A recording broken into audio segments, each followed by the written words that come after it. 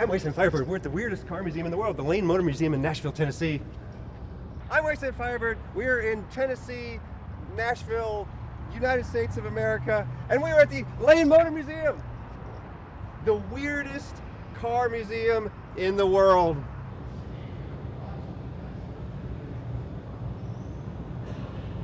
How do I know it's the weirdest car museum in the world? How do you even define the weirdest car museum in the world? Well, I have been to a lot of car museums. This collection is actually a curated collection. We went to that toy museum in New Zealand where they just had everything hoarded there. And so yeah, there were a lot of weird things there, but there were also a lot of normal things there, and there were a lot of unrelated things there. This is a curated collection of cars with the intention of being weird. I mean, that's not the stated intention of the people who run the museum, but it's clearly the intention of the museum. I also know that what's weird depends on where you're from. And being from the USA, I find this museum especially weird. But I think you'll find it weird no matter where you're from. You'll see what I mean. Corvair station wagon. We got French cars. Oh, lots and lots of French cars over here. We got a whole display of French cars. It's 2CV land. We have now just entered a area of Earth where there are more 2CVs in one place than I have ever experienced in my entire life. I've seen 1, 2, 3 at a time at some car shows. I'm seeing now something like 12 of them. A Speedster 2CV. It's a joke. They don't go very fast. The Porsche Speedster they used to make with like really short windshields like that. Okay, well this one looks a little speedy. It's a race car 2CV. The roll cage. Of course, we do know these can roll over. I saw for your eyes only. Take the low road. Not that low. Orange.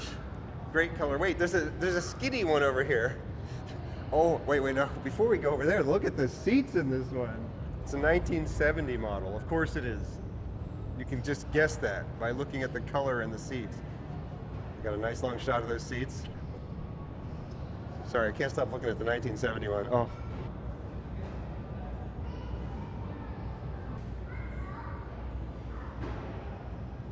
I'm just gonna walk by this gimmicky thing. Okay, well this is another gimmicky thing too, yes, but this is actually somewhat of a practical gimmick. There's an extremely narrow version of this car. It's only 1 seat wide. It's still a 2-seater. More than one of these exists, so it wasn't that much of a gimmick. Normal car. Skinny car.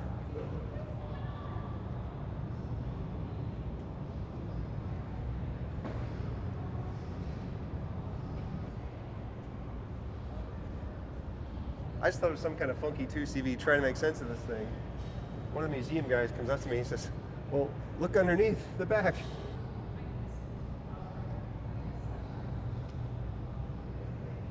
It's an amphibious car. It's got some marine controls and extra buttons and switches. And he says this one over here is electric. It does indicate the fact that it's electric by its very artistic badging. And this one over here has 2 engines in it.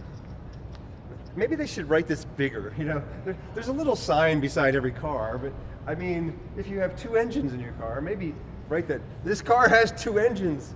Okay, but I was right about something. I said, oh yeah, I've heard of these 2-engine 2CVs. He's like, I think that's the only one in existence. Well, no, there's 694 manufactured, so he had a fact wrong.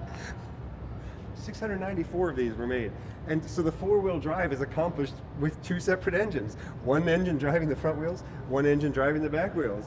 But you can still run both engines independently, or you can drive just 1 engine. And I also noticed with this car, it only has 3 wheels. And Matt Skelly pointed out correctly that I missed something else about the skinny one. It's only a 3-wheel car. It's not even a 4-wheel car. Well, wait, is that even? Looks like 2 wheels stuck together back here.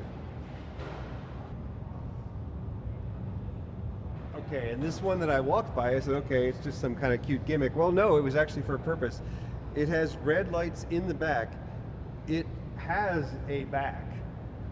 It was designed to be extremely maneuverable in tight spaces for firefighting duties. Drivetrain configuration, front engine, front drive, ×2.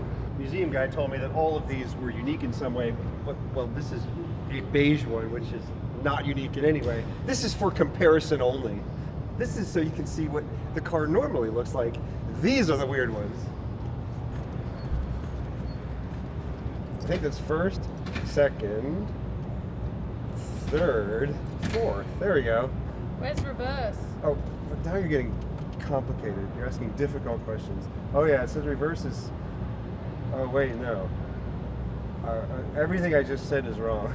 The weirdness is just too much here. I don't even know where to begin. Automobilwerk Eisenach. VEB. Wartburg Camping Limousine. Later owned by BMW. Wait, it was owned by BMW, then transitioned to being owned by the Soviets. One thing you may notice about the lane is it does have a predilection towards micro cars and small cars and mini cars and weird. Okay, this is like a modern microcar. Oh my goodness. Wait, they didn't even bother putting a real badge on it? It says sort of a plastic badge on it. The whole thing looks like it's made out of plastic. It looks like I could probably pick it up. 2020 Citroen Ami. This was classified as a quadricycle, a motorcycle with 4 wheels. So it had different rules than a normal car would have. And yeah, it looks like it's a real thing and supposedly still for sale today. We need to go to France next because everything in France is weird. Send money now to fund our trip. Oh yeah, if you're not giving money to my Patreon, you don't have permission to watch this channel.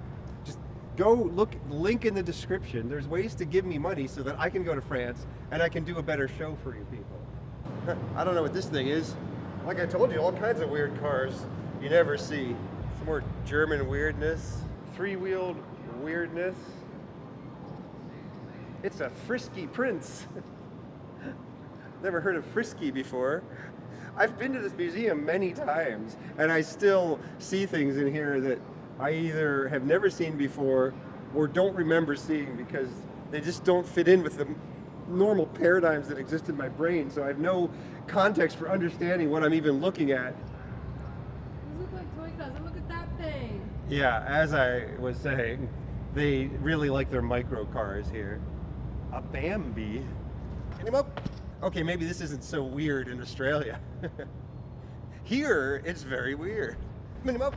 Oh, well, I guess we should wander over, since we're in the area, to the obligatory weird vehicle. We are now probably looking at the weirdest vehicle ever made. It's the propeller-powered car that chops up pedestrians rather than knocking them over. And I often talk about automotive journalist Jason Torchinsky because he's one of my idols. He's actually driven one of these.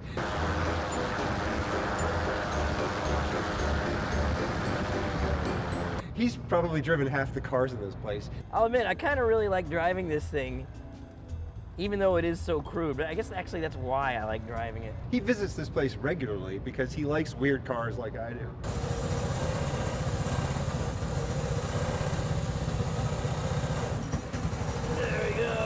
Constructed in 1932, it was found in a barn in France. Viking Sport. I like this one. It's a tiny little sporty car. Yes, you are. You're a tiny little sporty car. Where are you from? Oh, you're a Peel. It's a Peel Viking Sport. Peel famously makes the smallest car ever made. Jeremy Clarkson is a big, big fellow, and he gets into one and drives it around the offices of a TV station in Top Gear.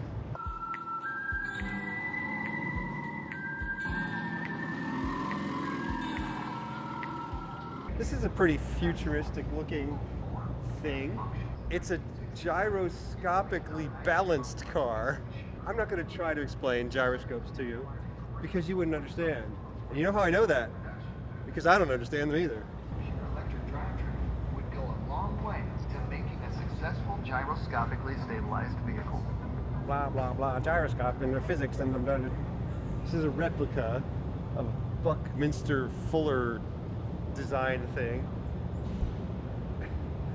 And trying to remember what Buckminster Fuller did is difficult because he did a lot of things. One of which was design weird cars.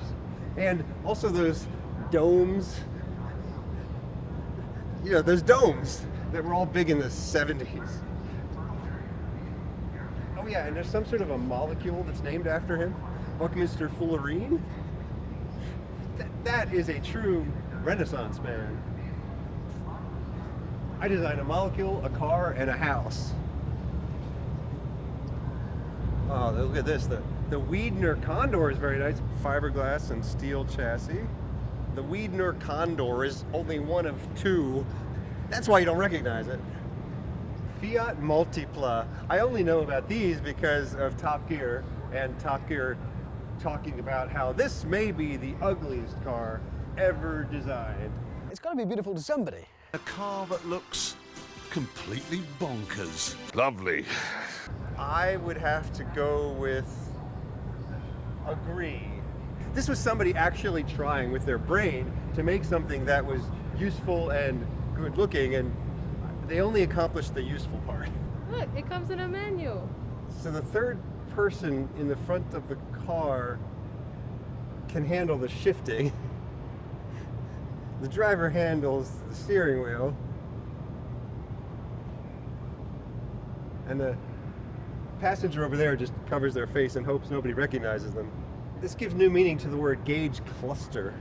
It's truly a cluster of gauges, more like a conglomeration of gauges, or a tumorous mass of gauges.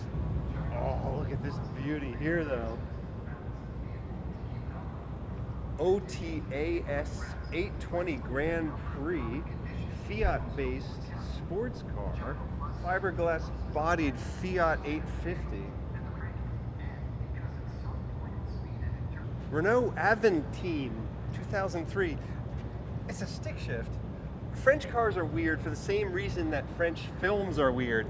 French cars and French films are both subsidized by the French government.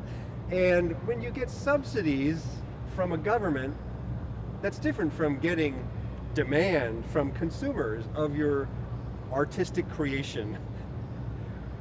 Subsidies from the government mean that the thing you make has to be bland in certain ways, but it also means that the thing you're making doesn't necessarily have to appeal to anyone in other ways. Unappealing and bland, and yet somehow we get some of the most interesting cars on earth, I should say. I don't want to call them beautiful, but I will say they are interesting. And some of the most interesting films come from France as well. And again, maybe not the best films, but the most interesting ones. Like The Fifth Element. I mean, I love that movie, but it is weird, isn't it? Like, do we all just admit that it's weird? Can't wait to meet him. Right on, and he's got something to say. I'll see to him personally. Not necessarily even in good ways. It's kind of weird. Amelie, though. Amelie, come on, that's a perfect movie. That one didn't even need any subsidies.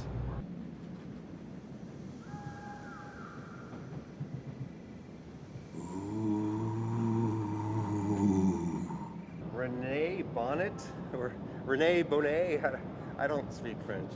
This is beautiful. This is one of the last cars they made before they went into bankruptcy. Only made a couple hundred of these. So you really got to give the lane credit too. It's not just weird cars, it's good weird cars. I mean, there's some bad weird cars too. We got good weird, we got bad weird. Fiat Panda 4x4. Looks kind of like a Lada Niva.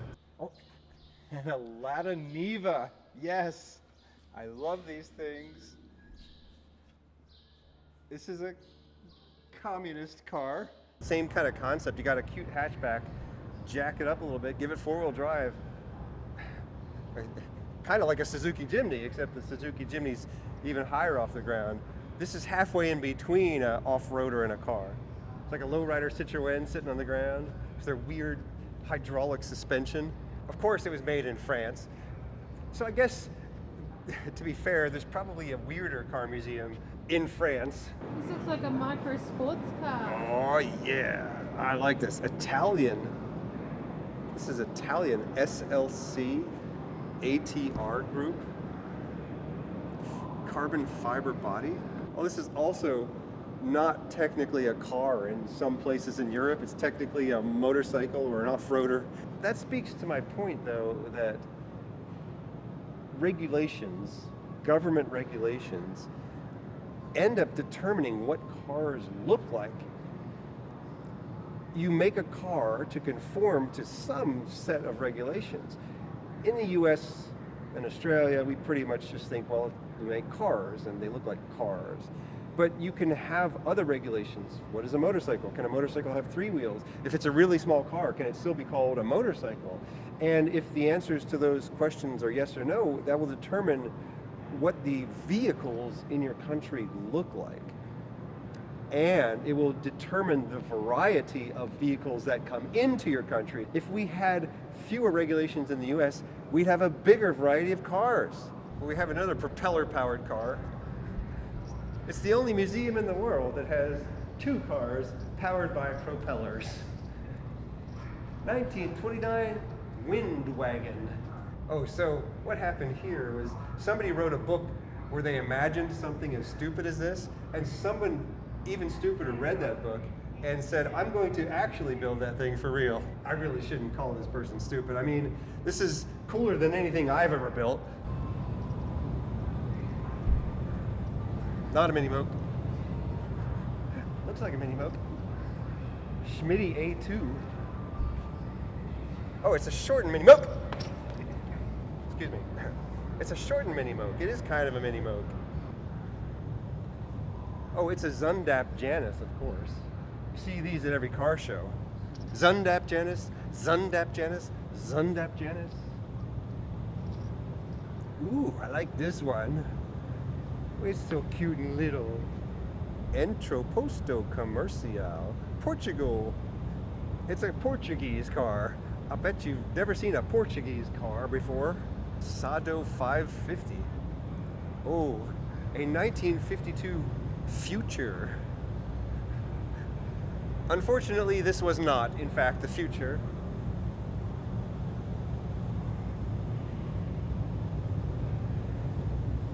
But what a concept of the future this was.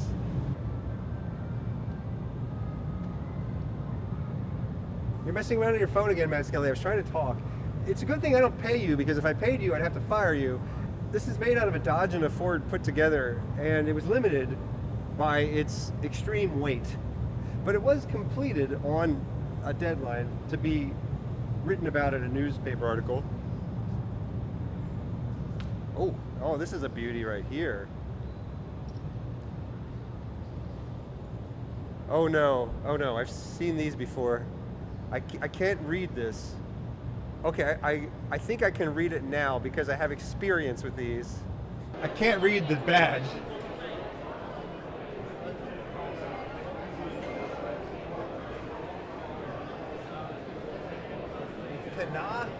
Pana? It is a Puma. The badge makes it quite difficult to read. It's based on a Volkswagen chassis. Surlesmobile. USA and Japan worked together to make this thing, this monstrosity. He shopped it around to all the major car makers, and oh, there you are. He shopped it around to all the other major car makers, and they said, no, I don't think we want to actually build this. So unfortunately, this was the only one ever built. Oh, and look at this thing. Okay, well, many of the things in this museum have sort of a, let's look over here again, half-finished quality to them. You can see that someone had a bizarre idea and they tried to implement it and had limited success. But this has a very finished quality. This looks like something out of the Jetsons. And yet, I would guess there's probably only one of these on Earth. It's probably a concept car made by a company called Highway Aircraft Corporation. Now, I know nothing about Highway Aircraft Corporation, but I know that highways and aircraft do not really go together. Number produced, 5. 1969 Highway Aircraft Fascination. I must admit, I am fascinated. I like this one a lot, and we just walked away from the Puma, so I'm getting vibes. I'm getting Volkswagen vibes from this. It's a Gregory Roadster, 1954. Nope, not Volkswagen chassis. It has a Volkswagen transmission, so I mean, of course, I could tell it had a Volkswagen transmission. That's what it was. It was the transmission guy side of me that was just picking up on that. He's not that kind of guy. I'm a transmission guy, you know me. I know all about transmissions. You got manual and whatever the other one's called. That's another very well realized concept where they only ever made one of them. Oh, you want us to look at this? I was going to look at this. Wow, look at this. It has yellow windows and an engine in the back. It's an MG, so it's kind of like that.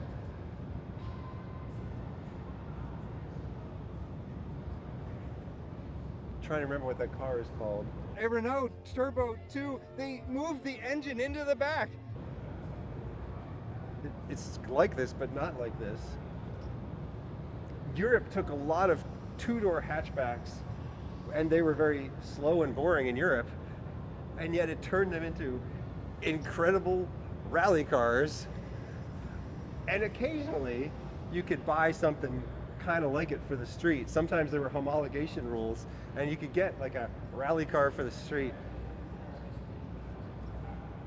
In the USA, we just got very few two-door hatchbacks, almost no European two-door hatchbacks, and almost no rally cars for the street. Lucky Europeans. Oh, must be nice to be from Europe and get 3 months off every year. That actually really would be nice. I mean, I even firmly believe in like capitalism and productivity and all that, but time off, do not underrate the value of time off. Okay, this car, it is now time for a shameful admission on my part, where the commenters have really dropped the ball here. I expect to be made fun of if I say something wrong. This is an Alpine A110. I was calling them Alpina A110s. You guys probably thought that I'm really smart and I know how to speak Alpine, but it's just an Alpine. Alpina with an A is a BMW customizing tuning shop, and I thought it was the same thing as Alpine, but no, they're two different brands, two different things entirely. I love these, even though I don't know what they're called. A Tommy Mackinnon Lancer. Wait, I didn't even know we got these in the US. Oh, we didn't get these in the US. That's how cool the Lane Motor Museum is. Tommy Mackinnon Lancer. Oh, here we go. The tiniest car on Earth, the Peel P50. This is certainly the world's smallest ever passenger car. But the question I have for you is, what other types of cars are there, if not passenger cars? Like, what cars don't carry people in them? How to handle the number of claims that have resulted from last month's floods. The total bill is estimated at about...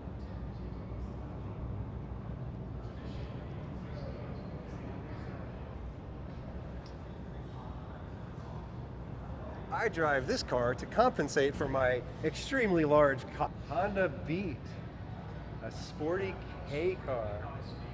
Might actually be legal in the US, depends what year it is. 21. Yeah, so you could actually start to see some of these in the US if they've been imported from Japan. Never sold new in the US. Has to be 25 years old to be imported into the US. And even in that case, the government is being a jerk about K vehicles in many places. K vehicles are unfairly being targeted for deregistration and invalidation and lack of accommodation. And it's not fair because K vehicles are the coolest Japanese vehicles. This is that Toyota that's kind of like the 2000 GT, but it's a smaller one, Sports 800. So not nearly as valuable as the bigger sporty Toyota, but still very cool. Oh yeah, and the Peugeot 205 GTI, just another great hatchback that we didn't get in the US. Seen as a slam dunk for the US market, Peugeot inexplicably never brought it here. Oh yeah, there we go, Renault.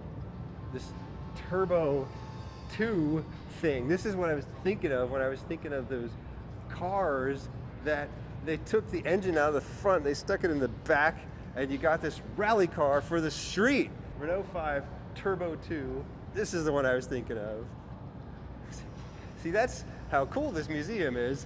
If you stop to think about a weird car and you can't remember its name, all you have to do is wander around the museum long enough and you'll stumble upon it. Oh, wow. Okay, well here's the older Renault Alpines. I've seen these in Australia. Only 21 of them in the entire United States though. Renault Megane, or Megane. I'm not gonna, there's an accent over the, it's kind of ugly, but I do love any hot hatch that we didn't get in the US. Oh, look at this beauty over here. Renault Clio V6. Oh, it looks like the engine is in the back of this one too. Yes, rear mid-engine, rear-wheel drive. 2003, oh my God, I didn't realize they made something this insane, this late in human history. This is still so new, you can't legally import it in the US. How the Lane Motor Museum has it, anyone's guess. They have connections to some shady people. There is a show and display exception to the 25-year rule. So if you're going to show and display a car, you can bring it into the country, but someone needs to tell the US government that cars are meant to be driven. I think you can drive it 100 miles a year or some stupid number like that. Alfa Romeo S2. Like, these are the cars that I went to Australia to see at every car show, just to see something cool and weird and European, and I do. The Lane Motor Museum actually is a bit less interesting now that I've spent some time in Australia. If you've never gotten to go to Europe or Australia, come to the Lane Motor Museum. I mean, have you ever seen a Citroen BX4TC? This car has 6 headlights. Whoa, this was a Group B rally car. Group B rallying is just the most insane racing series of all time.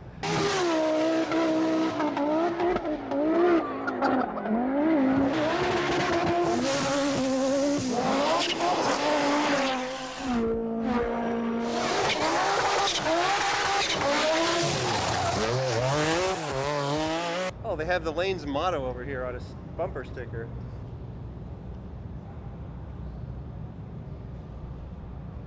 It's a Tatra, made in, before I look, Czechoslovakia? Let's go with that. Ah, yes, I got it. Tatra, Czechoslovakian vehicle. And that will go in the video. You wouldn't believe how many times I do a guess like that. It's completely wrong and I just cut it out of the video. I only put it in when I'm right because then I seem more smart. Well, now it's time to wander into the darkest reaches of the museum. It gets weirder, people. And not only do they have miniature cars at the Lane, they also have miniature motorcycles. Looks like a postie bike. Honda Trail, I think it is a postie bike. Yeah, see, I deserve some Australia points for seeing this thing and thinking, oh, it's a postal carrier's motorbike. That's what a postie bike is. Apparently the postal carriers in Australia drove these bikes around for decades. They're still famous today.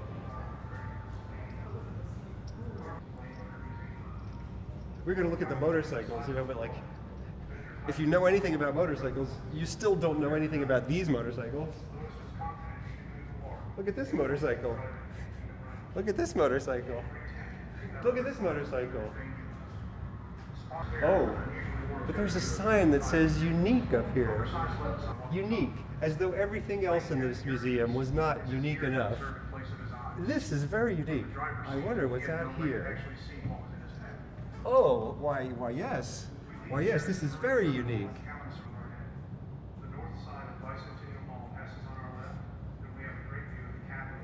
Lighter, amphibious, resupply cargo. That's the lighter version. If you're wondering what the heavier version looks like, well, it was unable to be moved. That thing is never going anywhere.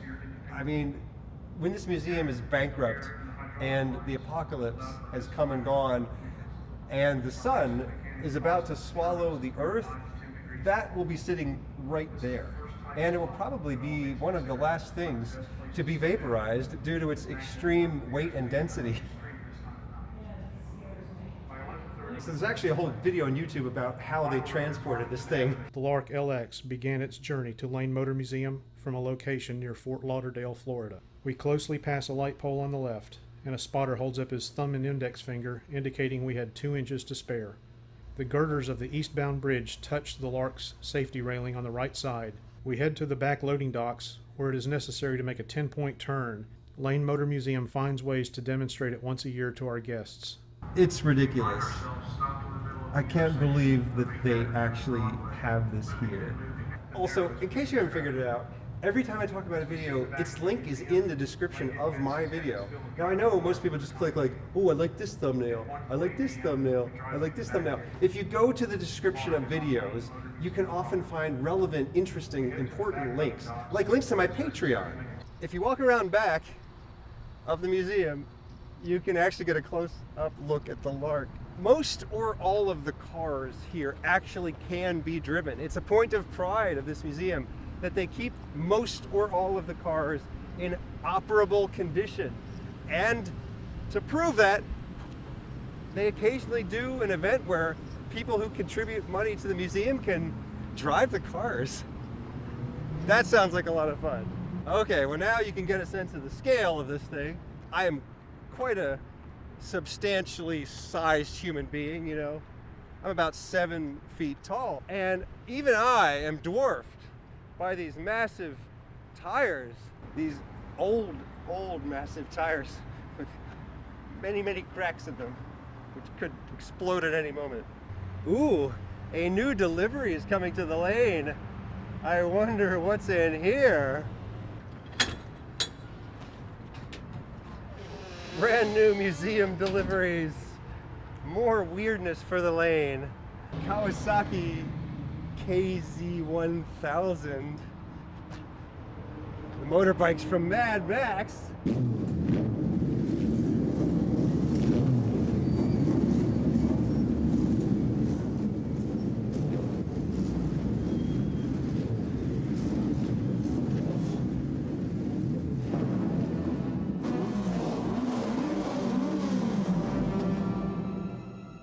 That's pretty much the only fact I know about motorcycles.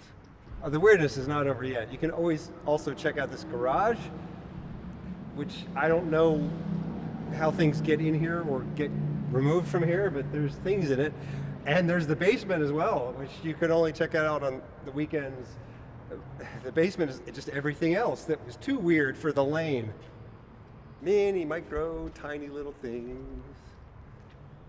Crazy little 3-wheeled things. Something called a tri-van. Oh my god, I love that van.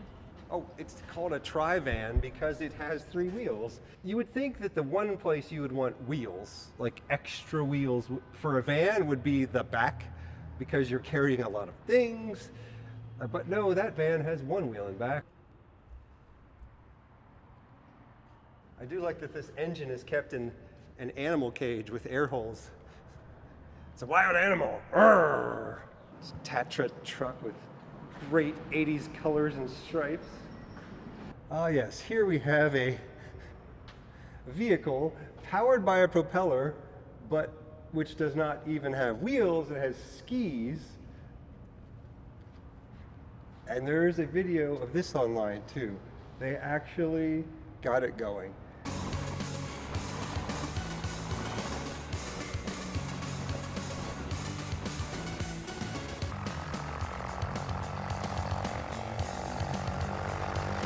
Link in the description for those of you who are savvy enough to expand the description and read the links in the description. There are many links in the description, useful links to important things, like my Patreon, which if all of my subscribers gave $1 to a month, I'd be a professional YouTuber, and the quality of these videos would, well, honestly, it'd probably be about the same as it is today, but I'd be a professional YouTuber, which is what matters. And now, a word from our sponsor. Oh my God, that took forever. If you send me 1 Bitcoin, I will gladly give you 1 second of airtime on my channel. How much is a Bitcoin worth nowadays? A lot. Maybe 1/10 of a Bitcoin. I'm sure that would be plenty.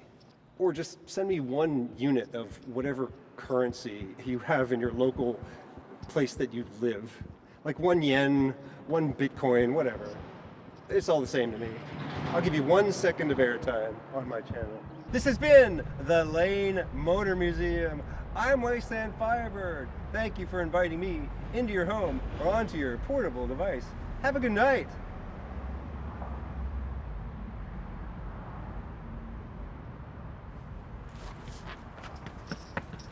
Thanks to Matt Skelly for the camera work.